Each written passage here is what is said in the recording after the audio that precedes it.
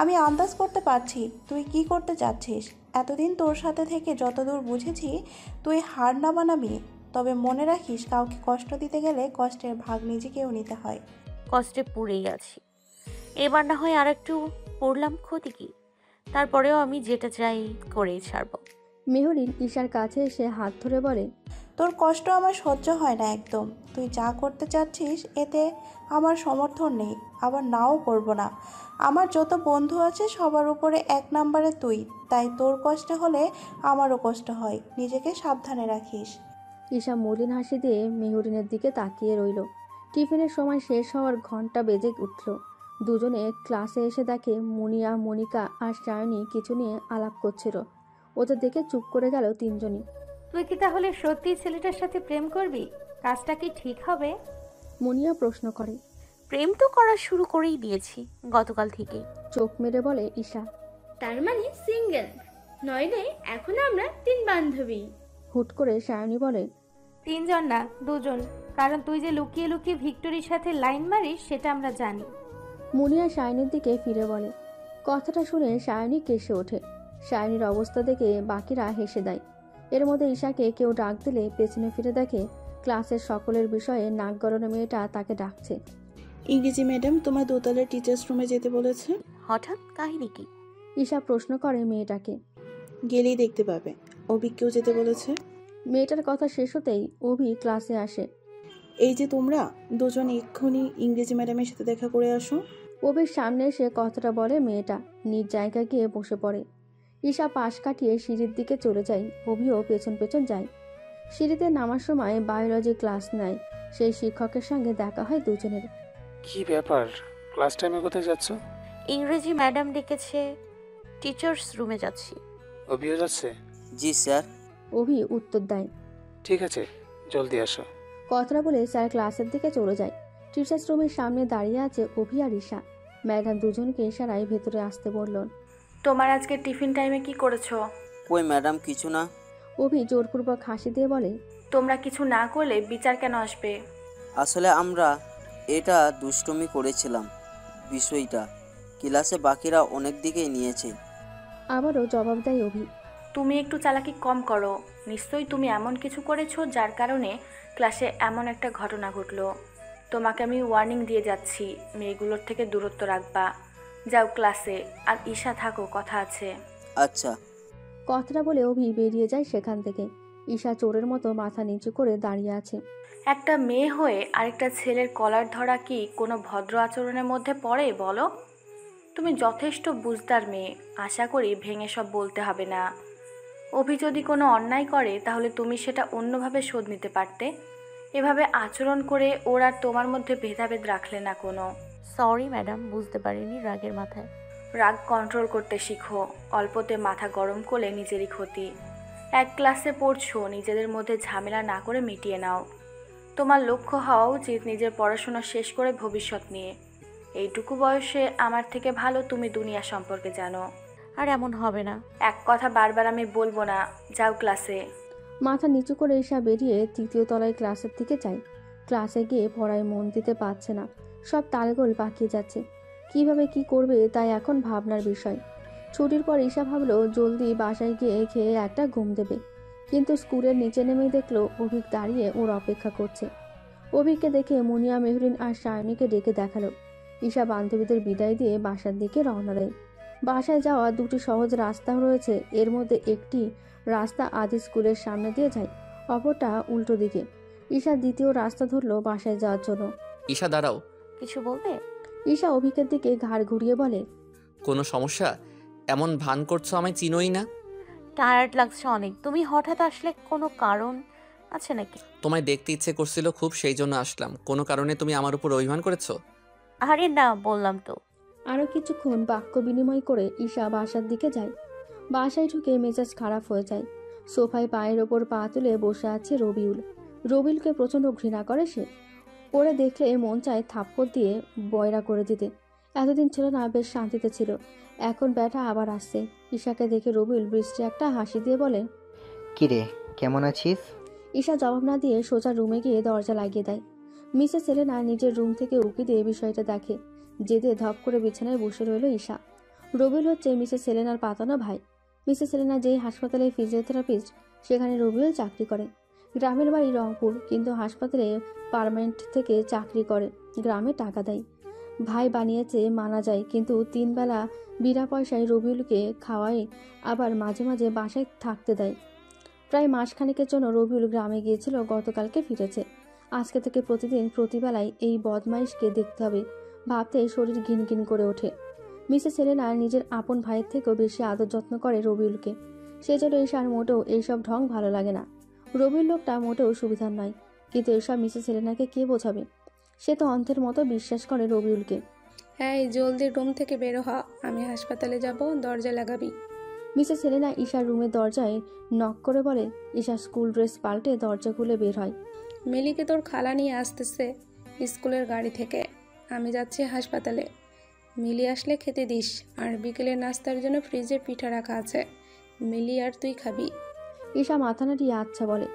Mrs Selena রবিউলকে নিয়ে বের হয়ে যায়। দরজা লাগিয়ে বিছানায় শুয়ে ভাবনায় ডুবে যায় ঈশা। রিংটোনের শব্দে ঈশার ঘুম ভেঙে যায়। চোখ বুজেই ফোনটা কানে নিলেই অপর পাশ থেকে বলে, কি রে, ক্লাসে আসবি না? কয়টা বাজে দেখেছিস? নাকি এখনো ঘুমাস? ঈশা ঘুম চোখে কান থেকে সরিয়ে ফোনটা সামনে এনে নাম্বার দেখে বোঝার চেষ্টা করে কে কল দিয়েছে। নাম্বারটা সোনিয়া নামে সেভ দেখে আবার ফোনটা কানে নিয়ে বলে, আরে ভাই, ঘুমোচ্ছিলাম, উঠতে পারিনি। ক্লাস জানি কয়টায় আজকে? ক্লাসে আজকে শুরু 10:20-এ। উঠ জলদি। বাজে কয়টা? 10টা বাজে। আজকে যেতেই হবে। ম্যাডামের থেকে সাজেশন নিয়ে দিবি, পরীক্ষার না হলে পরীক্ষায় আন্ডা পাবো। তুই কই? ভার্সিটিতে লিফটের সামনে। ক্লাসে যা, আমি এই ক্লাস শেষ হওয়ার আগেই পৌঁছে যাব। টাটা। আসিস কিন্তু, তুই ছাড়া ক্লাস ভালো লাগে না। ওকে। কথাটা বলে কল কেটে দেয় ঈশা। ডাটা অন করে দেখে মেসেঞ্জার গ্রুপে তাকে মেনশন দিয়ে রেখেছে। ইনবক্সে ক্লাসমেটদের মেসেজ। ডাটা অন রেখেই ঈশা ফ্রেশ হতে চলে যায়। সোনিয়া মেয়েটা ভার্সিটির ক্লাসমেট। মেয়েটা একদম অসাধারণভাবে চলাফেরা করে। মেয়েটার পড়ুয়া স্বভাবের কারণে ঈশা মেয়েটার সঙ্গে ক্লাসে বসে। সোনিয়ার পড়ার প্রতি আগ্রহ দেখে ঈশাও পড়ায় আগ্রহ খুঁজে পায়। নোটস সাজেশন শেয়ার করে দুজনে পড়ে। এক কথায় বলা যায় সোনিয়া ঈশার পড়ার সঙ্গী। নিজের কিশোরী বয়সে সব গুণ স্বভাব আচরণ পাল্টে ফেলেছে ঠিকই, কিন্তু একটা আচরণ পাল্টাতে পারেনি, নিজের থেকে মানুষকে সহজেই ইমপ্রেস করতে পারা। এই গুণটা বোধহয় সৃষ্টিকর্তা একটু বেশি দিয়ে পাঠিয়েছে ওকে। সেই সময় ঈশার প্রচণ্ড ইচ্ছে ছিল কৃষি বিশ্ববিদ্যালয়ের ভেটেনারি পড়বে। 1100 টাকার ফর্ম তুলে কষ্ট করে অ্যাপ্লাই করেছিল ভর্তি পরীক্ষার জন্য, কিন্তু ভাগ্য হয়তো অন্য কিছু চেয়েছে। কয়েক নম্বরের জন্য পরীক্ষা দিতে তাকে সিলেক্ট করা হয়নি। এরপর রীতি আপুর পরামর্শে 7 কলেজের ভর্তি পরীক্ষায় অংশ নেয়। সেখানে পরীক্ষার সময় মেয়েটা নিয়ম না পড়ে অপশনাল বিষয় দাগায়নি, ফলাফল পরীক্ষা বাদ হয়ে যায়। সেই জন্য তার জীবনটা বহু কঠিন, তাই আর কোথাও পরীক্ষা দেয়নি। ন্যাশনালে অ্যাপ্লাই করে বিষয় চেয়েছিল মনোবিজ্ঞান, কিন্তু ওই যে ভাগ্য হেসে আবারও তাকে রিজেক্ট করে। শেষে জেদ করে দ্বিতীয় এবং শেষ রিলিজ স্লিপে সব কমার্সের বিষয় চয়েস দেয়, সাথে দেয় সব মহিলা কলেজের চয়েস। এবার সে হয়ে গেল অপছন্দের বিষয়ে পছন্দের কলেজ সিলেক্ট। কেউ যাতে কষ্টটাকে নাড়তে না পারে সেই জন্য সবাইকে বলে এই বিষয় এবং কলেজে পড়ে সে খুব খুশি। কথাগুলো বলে আড়ালে চোখের নোনা জল মুছে নিতেও, যাতে প্রশ্ন করা ব্যক্তিরা কখনো ঈশার মধ্যে থাকা দুর্বল দিকগুলো দেখতে না পায়। দুর্বলতা কখনো কাউকে দেখাতে হয় না, দুর্বলতাকে শক্তি বানিয়ে চলতে হয়। ছাই রঙের গোল্ড ডিজাইনের হাঁটু পর্যন্ত একটা টপস পরে নেয়, সাথে কালো রঙের প্যান্ট আর ওড়না গলায় ঝোলায়। চুলগুলো ঝুঁটি বেঁধে চশমাটা চোখে দিয়ে বের হয়ে রুম থেকে ঈশা। সাথে রয়েছে বিশাল একটা সাইড ব্যাগ, যেখানে ক্লাসের বই খাতা নিয়েছে। ক্লাসে যাচ্ছে? ঈশার বাবা প্রশ্ন করে। হ্যাঁ, ফিরে রান্না করব, দেরি হয়ে গেছে। প্রশ্নের জবাব দিয়ে বাসা থেকে বের হয়ে যায় ঈশা। ভার্সিটি বাসা থেকে হেঁটে গেলে দূরত্ব 15 মিনিটের। কাছে ভার্সিটি হওয়ায় যাওয়া আসার পয়সা বেঁচে যায়, আবার রিল্যাক্সে যখন তখন যাওয়া যায়। বেশিরভাগ সময়ে ঈশা ক্লাসে লেট করে যায়। ভার্সিটিতে এই এক মজা, লেট করে গেলেও শিক্ষকরা কিছু বলে না, অথচ স্কুল কলেজে 1 মিনিট লেট হলে স্টুডেন্টদের ক্লাসে প্রবেশ করতে দেয় না শিক্ষকরা। হাঁটতে হাঁটতে ভার্সিটির গেটে চলে এসেছে। ভার্সিটির গেট দিয়ে প্রবেশ করে ডান পাশের নতুন বিল্ডিংটাই লিফটের সামনে চলে যায়। লিফটের সামনে গিয়ে দেখে কলেজের মেয়েরা লিফটের সামনে লাইন ধরে আছে 3য় তলায় যাওয়ার জন্য। ঈশার ক্লাস 6 তলায়। সে ভাবলো কলেজের মেয়েগুলো যাক, সে রিল্যাক্সে যাবে পরে। ফোন বের করে সময় দেখলো 11টা বাজতে 15 মিনিট বাকি। চলমান ক্লাসটা শেষ হবে 11টায়। ক্লাসে শেষ হওয়ার 5 মিনিট আগে গেলেই প্রেজেন্ট দিতে পারবে। কলেজের মেয়েগুলো লিফট নিয়ে যাওয়ার মিনিট 5 পরে লিফট নিচে আসে। ঈশা লিফটে উঠে, সাথে ওদের ক্লাসের অন্য ডিপার্টমেন্টের কিছু মেয়েরাও ওঠে। May I come in madam? স্বাধীন বাংলাদেশের অভ্যুদয়ের ইতিহাস বিষয়ে ক্লাস চলছিল। এই বিষয়টা সবারই আছে, সেজন্য একত্রে ক্লাস হয়। পুরো ক্লাসের কানায় কানায় মেয়েরা ভর্তি। কয়টা বাজে? এখন আসছো? ক্লাস তো শেষ।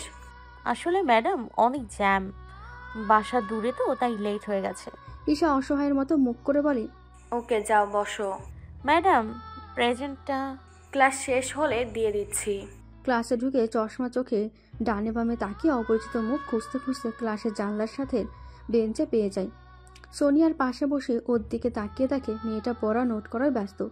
ভার্সিটিতে কোনো বান্ধবী নেই ঈশার। কিছু মেয়ের সাথে চলে নিষ্প্রয়োজনে। কয়েক মিনিট পর ক্লাস শেষ হওয়ার ঘন্টা পড়লে ম্যাডাম চলে যায়। ঈশা ফোনটা বের করে চেক করে মেসেঞ্জারে কাঙ্ক্ষিত মেসেজটা এসেছে কিনা। কি ব্যাপার অনিতা, ক্লাসের ক্যাপ্টেন তুমি, অথচ গ্রুপে মেসেজ দিলে তুমি সিনই করো না? দুটো মেয়ে ঈশার সামনে এসে বলে। ঈশা দেখেও না দেখার ভান করে রইল। ঈশা কান থেকে ইয়ারফোন নামিয়ে ঢং করে বলে, সরি, শুনতে পাইনি। কিছু বলেছো? আসলে গান শুনছিলাম। বলছি ক্লাসের ক্যাপ্টেন তুমি, অথচ তোমায় মেসেজ দিলে সিনই করো না। কোন বিষয়ে মেসেজ করেছিলে? ক্লাস কয়টায় সেটা জানতে? তোমার কাছে রুটিন নেই? না, হারিয়ে ফেলেছি। গ্রুপে গত পরশু আমি রুটিন দিয়েছিলাম। এর আগেও আমি ছাড়া অনেকেই রুটিন গ্রুপে শেয়ার করেছে। কষ্ট করে আমার মেনশন মেরে মেসেজ না দিয়ে ফটোসে খুঁজলে পেয়ে যেতে। কথাটা বলে ঈশা ইয়ারফোন কানেতে লাগিয়ে ফেসবুক চালানোর ভাব করে। মেয়েগুলো বিড়বিড় করে ঈশাকে ঢঙ্গি কথাটা বলে চলে যায়। ঈশা মুচকে এসে মেসেঞ্জারে ডিপার্টমেন্টের গ্রুপে গিয়ে মেসেজ টাইপ করে পাঠিয়ে দেয়। এই যে রুটিন দিয়ে দিলাম শেষবারের মতো। এরপর যদি কেউ রুটিন চাও তাহলে আমার পক্ষ হতে কোনো রকম সাহায্য পাবে না এই বিষয়ে। এক কথা একবার বলবো, এক নোটিশ একবারই দিব, কারোর জন্য রিপিট করব না। সবচেয়ে গুরুত্বপূর্ণ কথা, যখন যে টপিক কিংবা নোটিশ নিয়ে কথা হবে তখন শুধু আমাকে সেই বিষয়ে প্রশ্ন করতে পারবে। এরপর রাত দুপুরে যখন তখন মেনশন মেরে ওই বিষয়ে জিজ্ঞেস করলে কোনো রকম সাহায্য পাবা না, সে যেই হও। আর হ্যাঁ, আমি প্রচণ্ড ঢং করি, এতে যদি কারো সমস্যা থাকে আমার থেকে নোটিশ নিও না। নিজেরা ডিপার্টমেন্টে গিয়ে সরাসরি নোটিশ নিও। ঈশার মেসেজ ইতিমধ্যে অনেকে পড়ে লাভ রিয়াক্ট দিয়েছে, অনেকে রিপ্লাইয়ে ঈশার কথার সাথে একমত পোষণ করেছে। ঈশা ভাব নিয়ে পেছনে তাকিয়ে দেখে একটু আগে তাকে ঢঙ্গি বলা মেয়েগুলো মুখ অন্ধকার করে বসে আছে। ঈশা তৃপ্তির হাসি দিয়ে বলে, ঈশা থেকে অনিতা হয়েছি, কিন্তু মেয়েটা আগের মতোই দুষ্টু রয়ে গেছি। আমার সাথে পাঙ্গা নিলে এমন হবে। কিরে, আমাদের তো চোখেই দেখিস না। ঈশা পাশে তাকিয়ে দেখে বৃষ্টি, মাধবী, শোভা ব্যাগ হাতে দাঁড়িয়ে আছে। ঈশা উত্তর দেওয়ার পূর্বেই ওরা ঈশার পেছনে বেঞ্চে বসে পড়ে। এই তিনজনের সাথে ক্লাসের পরিচয়। যতক্ষণ ঈশা ভার্সিটিতে থাকে এদের সাথে তাল মিলিয়ে চলে, আর বাসায় গিয়ে এদের খোঁজও নেয় না। কম্বাইন্ড ক্লাস ছিল, তাই সব ডিপার্টমেন্ট একত্রে বসেছিল। ক্লাস শেষ, এখন সবাই নিজ নিজ ডিপার্টমেন্টের ক্লাস করতে চলে গেছে। ম্যানেজমেন্টে ফিনান্স আর অ্যাকাউন্টিংয়ের স্টুডেন্টগুলো রয়ে গেছে অ্যাকাউন্টিংয়ে ক্লাস করার জন্য। ক্লাস শেষ করে ঈশা বাসার দিকে রওনা দেয়। ঘড়িতে দুপুর 1টা। এখন কি রান্না সেরে তারপর টিউশনে যাবে। রাস্তা দিয়ে হাঁটছে আর ভাবছে সময় কত দ্রুত চলে যায়।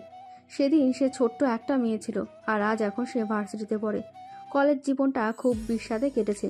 সে ভার্সিটিতে চেষ্টা করে নিজের সর্বস্ব দেওয়ার। যেদিন ভার্সিটির প্রথম দিন ছিল, ভার্সিটিতে গিয়ে এত মেয়ে দেখে ঈশা নার্ভাস হয়ে যায়। নিজের সাথে প্রতিজ্ঞা করে নেয় ভার্সিটিতে কোনো বান্ধবী বানাবে না। নিজেকে এমনভাবে সকলের সামনে প্রকাশ করবে যাতে শিক্ষক সহ সকল শিক্ষার্থীরা যে কোনো প্রয়োজনে ঈশার আগে পেছনে ঘুরতে থাকে। শিক্ষকরা নিজেদের পরিচয় পর্ব শেষ করে শিক্ষার্থীদের মধ্যে কারো কাছ থেকে 2 লাইন বক্তব্য শুনতে চাচ্ছিলেন। ব্যাস, এই সুযোগে ঈশা হাত তুলে দাঁড়ায় নিজের পরিচয় দিতে। হল ভর্তি 150 মানুষের সামনে হেসে সেদিন সুন্দর করে বক্তব্য দিয়ে নিজেকে উপস্থাপন করে। এরপর ওরিয়েন্টেশন থেকে শুরু করে যে কোনো প্রোগ্রামে বক্তব্য দিয়ে ভার্সিটির প্রিন্সিপাল থেকে শুরু করে ডিপার্টমেন্টের অনেক শিক্ষকের প্রিয় মুখ হয়ে ওঠে ঈশা। তবে ভার্সিটিতে সে তার আরেক নাম অনিতা হিসেবে পরিচিত। নিজের ডাক নামটা এখন আর মোটেও ভালো লাগে না, তাই প্রধান নামটা অনেক বছর ধরে ব্যবহার করে ডাক নাম হিসেবে। ডিপার্টমেন্টের হেড সহ ডিপার্টমেন্টের অনেক শিক্ষকের পছন্দের ছাত্রী হওয়ার সুবাদে ক্লাসের ক্যাপ্টেন তাকে বানিয়ে দেয়। এতে অবশ্য অনেকেই ঈশাকে অপছন্দ করে। ঈশা এখন নিজের আলাদা পরিচয় তৈরি করেছে, যেটা অনিতা নামে পরিচিত। বেশ কিছুদিন ঈশার খুব ভালো কাটছে। স্কুল থেকে বাসায় এসে কোচিং শেষে ফোনে অভিকের সাথে আলাপ, পাশাপাশি পড়াশোনাও মন দিয়ে করছে। আপি, কালকে 26শে মার্চ আমাদের স্কুলে প্রোগ্রাম আছে, যাবা?